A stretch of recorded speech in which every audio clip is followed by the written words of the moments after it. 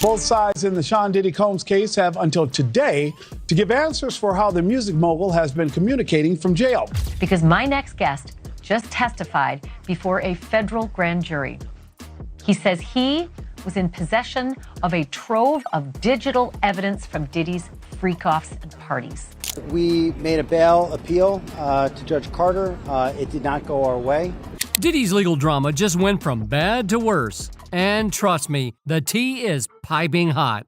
In a jaw-dropping turn of events, Diddy's own lawyer has walked away from the case right in the middle of court proceedings.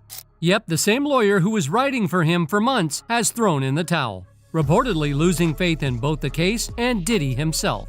Why is that not a fair outcome? What he did here is on a magnitude of unlike anybody else you could imagine. But wait, it gets juicier. On October 23rd, the internet nearly combusted when a prison call recording surfaced. In it, a voice allegedly belonging to Diddy is heard advising one of his sons to get rid of all the pizza boxes. Do not entertain none of this nonsense and nothing over the phone. I'm gonna need you to get rid of all the leftover pizza boxes. The what? All the boxes left over from the pizza. All the boxes. Okay. But it looks like Diddy's advice didn't age well, because now the floodgates have opened. Evidence is pouring out left and right, and more people are stepping up to share their own experiences involving the music mogul. To make matters worse, the accuser's lawyer seems incredibly confident, boldly claiming that Diddy's chances of avoiding a life behind bars are slim to none.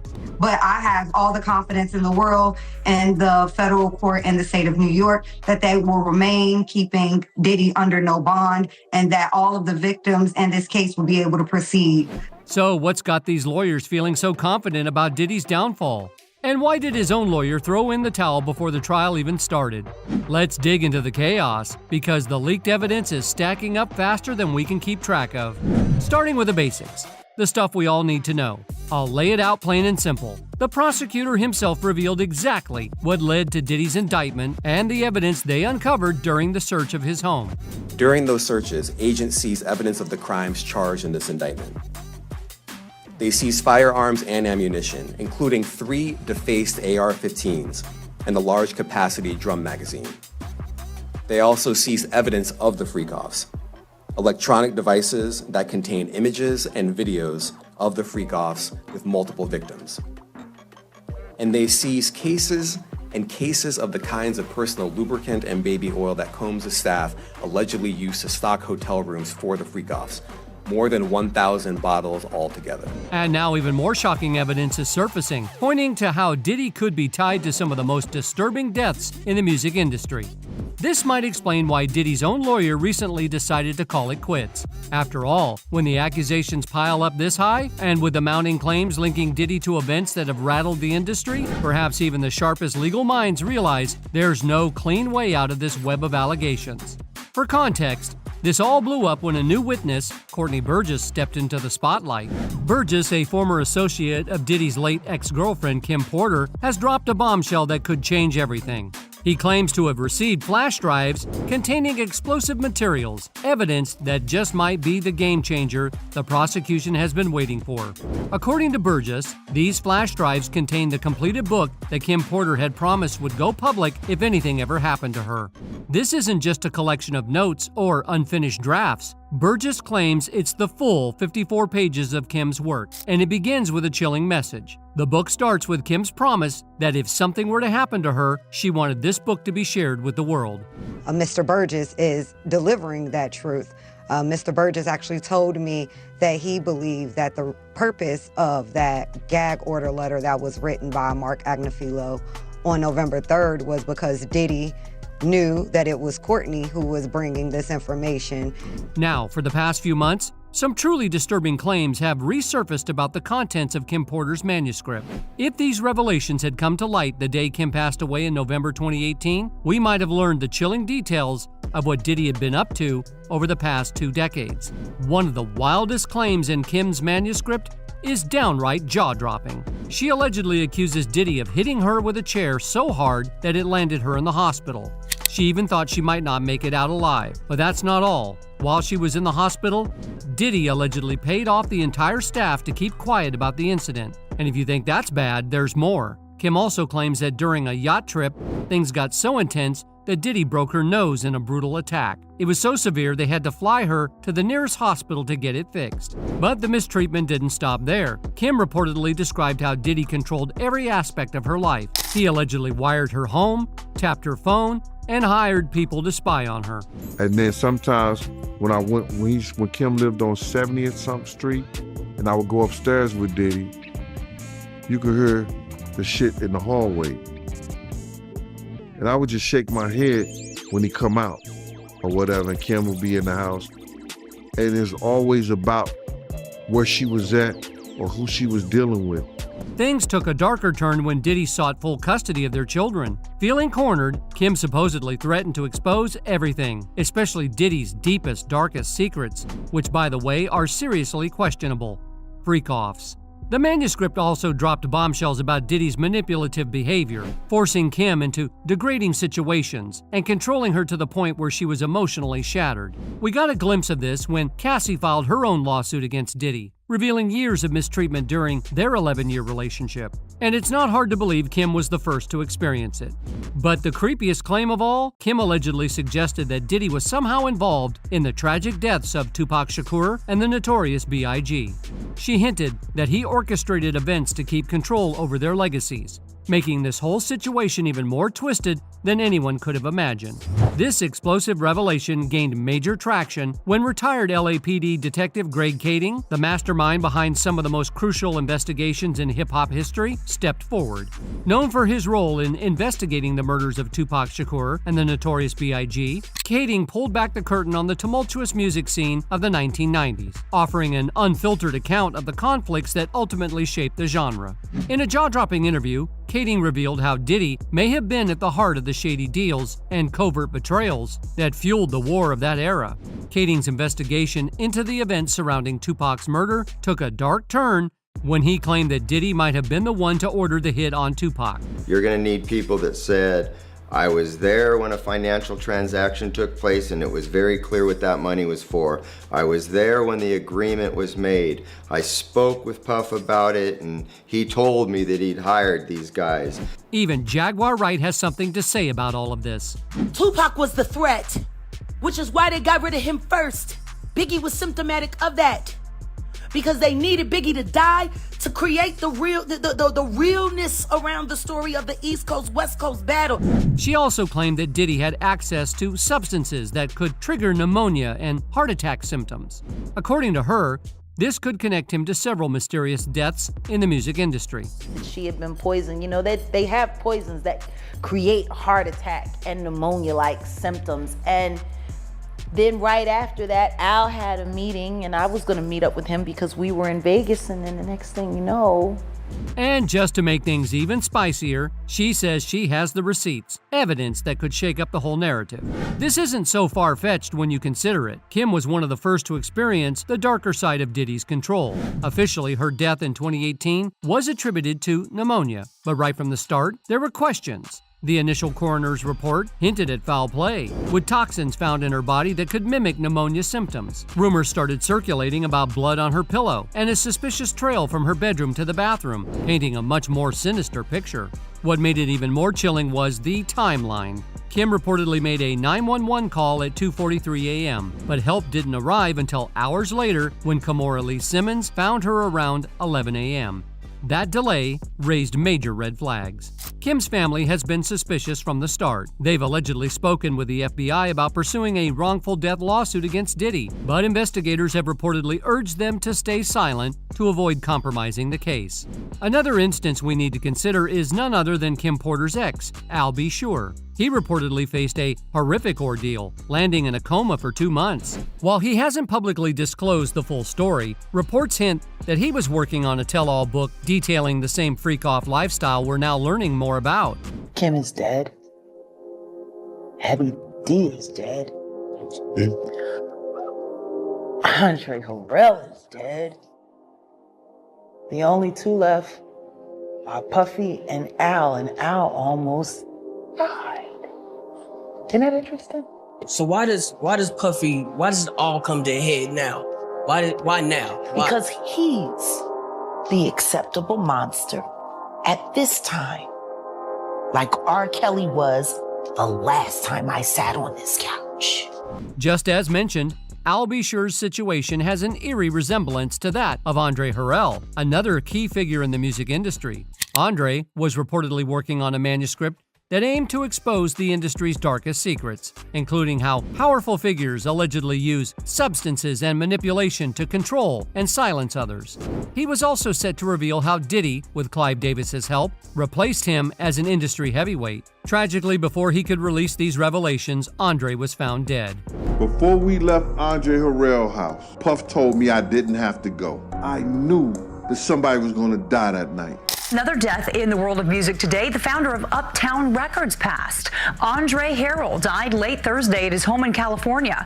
Harrell gave rapper Sean Puff Daddy Combs his first big break. And let's not forget Jamie Foxx. Recently, his name has been added to this grim list of connections. Jamie had a famously close friendship with Diddy, so close that Diddy let him record some of the freak show activities. Yo, Puff, yo, you gotta let me film this, the whole thing. We need to document this, Playboy. He was like, yo, let him through. And I'm like, all right, I'm through.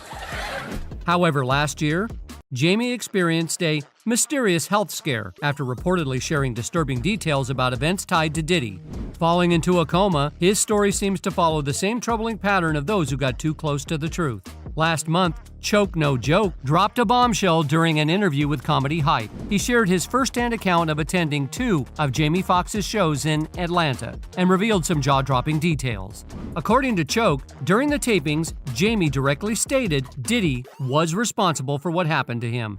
But Jamie Foxx states in the special that Diddy was responsible for what happened to him, and he is the one that called the FBI on him. But wait, there's more. In another jaw-dropping twist, celebrity security guard Big Homie CC took things even further. Echoing the earlier revelations by Choke No Joke, Big Homie also claimed that Jamie directly accused Diddy of poisoning him.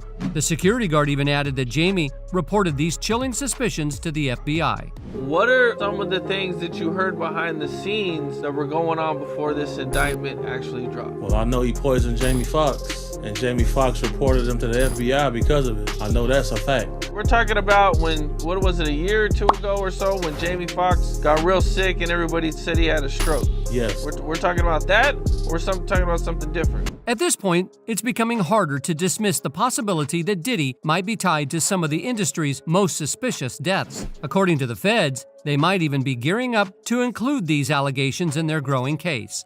Looking back, there's a haunting pattern. Many celebrities tied to Diddy have met untimely ends through drowning, poisoning, or mysterious illnesses like pneumonia.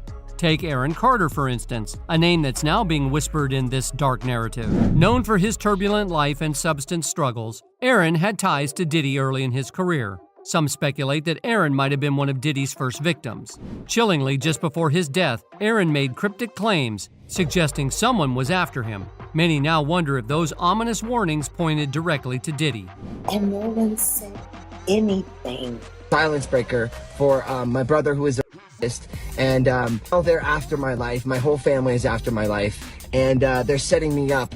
And Sony Records owes me $3.5 million, and they don't want to pay me, and it would be in their better interest, just like Michael told me. They owe me money, and they're trying to off.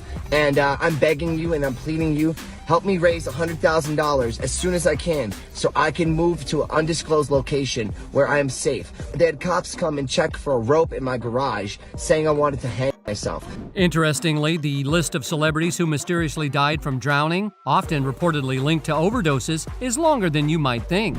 Whitney Houston and her daughter, Bobby Christina, are among the most high-profile cases. Then there's Matthew Perry, who tragically passed away in his hot tub, and Stephen Twitch Boss, whose death in a hotel also raised eyebrows. Another story that's definitely worth revisiting is that of Biggie Smalls, or the notorious B.I.G. Nearly 3 decades after his tragic death, many still question if Diddy played a role in Biggie's passing. The speculation has raised concerns about Diddy's possible involvement in the aftermath, including efforts to hide crucial evidence. Biggie Smalls, born Christopher Wallace, was tragically taken from the world in March 1997 in Los Angeles, just months after Tupac Shakur's death in 1996. Both rappers still hold a special place in the hearts of fans, and their untimely deaths continue to be deeply felt. Fast forward to the investigations into their deaths, and things take a twist with a link to Diddy. In 2009, Greg Kading, the former LAPD detective investigating Biggie's murder, interviewed Keefe D, the same man who was with the shooter the night Tupac died. Oh, and Keefe D is also the one who claimed Diddy was behind the hit on Tupac. Diddy is part of it. Diddy paid $1 million. I think it just makes for a good story. New court discoveries in the Tupac Shakur murder case. New court documents show that Dwayne Keefe D. Davis accused hip-hop mogul Sean Diddy Combs of paying $1 million for the of the rap icon Tupac Shakur. As Kading dug into Biggie's case, he made a shocking discovery. Keefe D was at a party Biggie had attended just hours before he was shot. This raised suspicions that Keefe D might know more about the crime than he let on. The plot thickened when Valletta Wallace, Biggie's mother, filed a $500 million lawsuit against the LAPD, accusing them of hiding the truth about her son's death. This legal move prompted the reopening of the investigation in 2006, with Greg Kading back on the case. And that's when things got even juicier. Kading uncovered a wealth of new evidence that could finally uncover the dark truth behind Biggie's murder. Now, since Greg Kading had retired from the LAPD, he could only share what he knew with the feds. He spilled the tea on Diddy, revealing how the mogul was allegedly profiting off Biggie and even hinted that Biggie was planning to leave Bad Boy Records just weeks before his untimely death. Even Diddy's former bodyguard, Gene Deal, revealed the same shocking details. Deal got a rare look at Biggie's contract when he was tasked with holding Diddy's briefcase during a flight. What he saw was eye-opening. Biggie was making $250,000 per installment while Diddy kept control of the publishing rights. In a jaw-dropping interview on DJ Vlad's vlog, Gene Deal went even further, claiming that Biggie was on the verge of signing a massive deal worth over $60 million right before his death. I said, yo, Big, somebody gonna try to come kill us tonight. And Lil C's, who I hadn't seen all week, Lil C says, Gene, go ahead on with that cop shit. I said, I know one thing, you better get you a GED. You know what that is? A good enough degree, so they don't cheat you out your money like they doing your man right here. And I was talking to about Big, because I had read his whole contract on the plane, because Puff had gave me the briefcase. When he gave me the briefcase, you know, like, he just do some bullshit, hand me the briefcase, and went to first class, and I went to coach in the emergency exit, and I just opened it up, start reading the shit. Valletta Wallace, Biggie's mom, totally backs up these claims. In her book, Biggie, Valletta Wallace Remembers, she shares how her son signed with Bad Boy for just $25,000 at the age of 19. And the list of names connected to Diddy doesn't stop there. Another name that keeps popping up is Craig Mack, who tragically passed away on March 12, 2018 at the age of 47. Official reports say he died from congestive heart failure. But doesn't that sound oddly familiar? It seems like the cause of death for many close to Diddy has either been pneumonia, drowning, or even a heart attack. The rift between Craig and Diddy started over money, particularly when it came to their albums. Sources say Craig felt shortchanged, claiming that he never got paid by Diddy or Biggie for his contributions. Craig even opened up about the strain in their relationship, revealing that he had agreed to work on Diddy's projects with the understanding he'd get a third of the profits. But as time passed, that promised payment never came through. Frustrated, Craig stopped working with Diddy altogether. But things didn't just end there. The feud took a dark turn. Craig revealed he was threatened by Diddy's associates, who stalked him and issued chilling warnings. He courageously called out Diddy's tactics, likening them to a bullying mafia mentality, with Diddy and his crew putting pressure on him to pay up. The threats escalated to explicit death threats, leaving Craig genuinely fearing for his life. And it didn't take long before Craig Mack tragically passed away. This eerie pattern has many people raising their eyebrows. Could Diddy somehow be linked to these untimely deaths? Some are starting to think it's more than just a coincidence. When you add this to the chilling claims about Diddy's alleged ability to silence or manipulate people through dark methods, it's easy to see why folks are connecting the dots. And just when you thought things couldn't get any more intense, Mark Agnafilo, one of Diddy's top defense attorneys, is seen leaving the courtroom at a crucial point in his legal battle. What's going on here? Is he getting cold feet? Or is the pressure from these explosive new allegations just too much to handle? Many are speculating that Agnafilo might be seriously considering ditching Diddy. Mark Agnifilo is a big deal in the world of criminal defense with over 30 years of experience. He's not just your average lawyer. This guy's got some serious street cred. He earned his bachelor's in philosophy and political science from Connecticut College back in '86, and then went on to graduate from Brooklyn Law School in 1990. He's worked in some pretty high-profile positions, like a former supervisor at the United States Attorney's Office for New Jersey and as a Manhattan Assistant District Attorney. Over the years, Mark has handled over 200 major cases, ranging from securities fraud to political corruption and even international arms dealing. He's even worked in countries like Italy, Switzerland, and Romania, tackling some seriously high-stakes criminal matters. So when you hear that he quit Diddy's case, that's a big red flag. With his background, he doesn't just walk away from anything unless there's something huge at play. And according to these explosive claims, one of the reasons Diddy's legal team might be stepping back is the mounting evidence that Courtney Burgess is reportedly ready to unleash. The pressure is building, and it seems Burgess is holding cards that could change everything. Beyond Kim Porter's actual manuscript, Burgess has alleged possession of 11 flash drives packed with shocking content. These drives supposedly contain recordings involving 8 different celebrities, 6 men and 2 women. And here's where things take a darker turn. Burgess claims that 2 of the 3 individuals in the footage were minors at the time. And here's where things get even more chilling. Some are speculating that one of the alleged minors mentioned in Burgess's claims could be none other than Justin Bieber. Starting to act different, huh?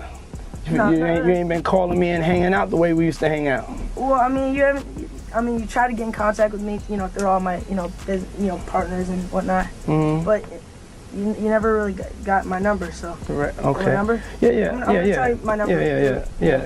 The timeline adds an intriguing layer to this theory. Back in 2008, Justin was just starting to make waves in the music world and reportedly met Diddy for the first time. Around that same period, Diddy and Kim Porter's relationship hit its final breaking point. By late 2008, Kim publicly announced their split, stating it was best for her, Diddy, and their family. However, whispers at the time suggested there was more to the story. Allegedly, Kim had uncovered disturbing truths about Diddy's private interactions with Justin and other minors. It said that she's held on to this information, including potential tapes, but never went public due to the immense power and influence Diddy wielded at the time.